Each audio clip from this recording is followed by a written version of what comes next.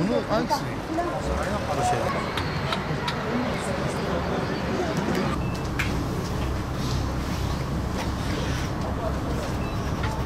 Geniş motor falan mı Recep abi? Şu teperden şurada bir geniş altın vardı.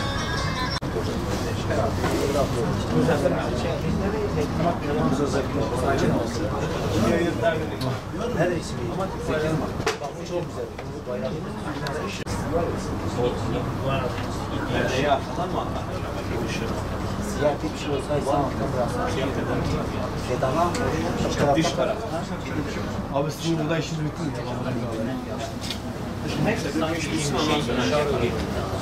O bayrak daha geçen sene sen dediğin gibi.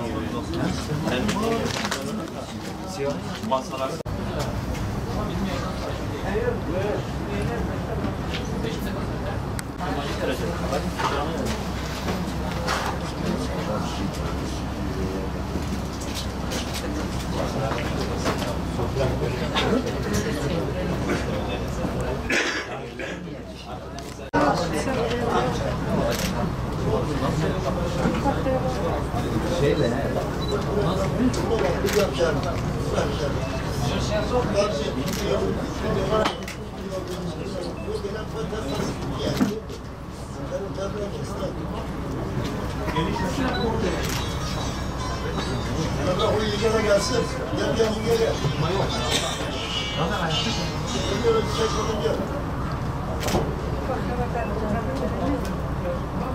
Erkeklerin tarafındaki daha yüksek.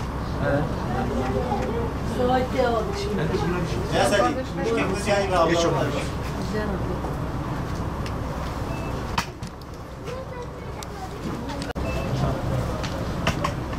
Ahmet abi girmem değil mi? Yok. Verebiliriz hocam. Sen oturma. Az abi bizi ver. Evet beni gör o zaman. İşin var mı senin şu anda? Yok. Şimdi otur. Şimdi otur. Canlı yayınları bitsin. 5 yıldır. 5 yıldır gitmiş. Üniversitede okul okuyordu. Telefonu açtık, telefonu açmadı. Gittik oraya. Yoktu. Dedi bir kız da 4 kişiydik. Dedi yoktur. Geldik buraya başvurduk. Şikayet etmişiz. Yoktur. 5 yıldır hiç haber alamıyordum. Oğlum sen neredesin? Eve gel. Ne gecemiz gecedir, ne gündüzümüz gündüzdür. Hepsi seni bekliyoruz. Devlete teslim ol. Polise, askere teslim ol. Gel. Biz perişanız, seni bekliyoruz.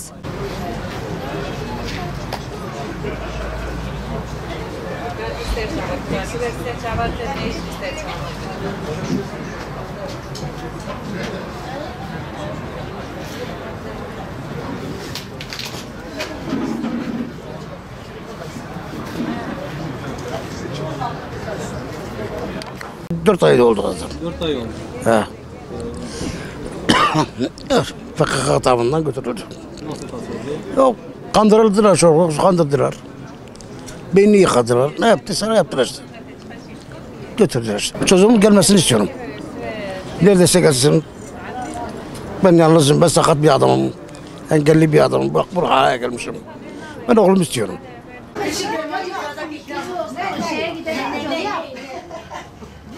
Belli de etmişler bu kadınlara tutun ya. Bunlar değil. O kime de olabilir? Bakayım ben Aydan'ındır Aydan'ı. Görmedim hiç. Ekmeği yolladım, dönüşü olmadı. Sabah kahvaltı yapacaktım. Ekmeği yolladım, hiç gelmedi.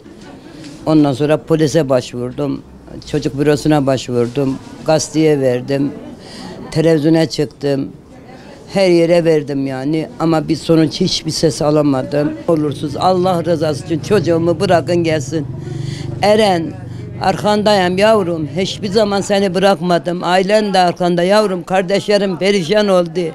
Yavrum dön gel. Bak tak Diyarbakır'a geldim yavrum senin için. Ne olursun gel benim dindiracılarım yavrum ne olursun.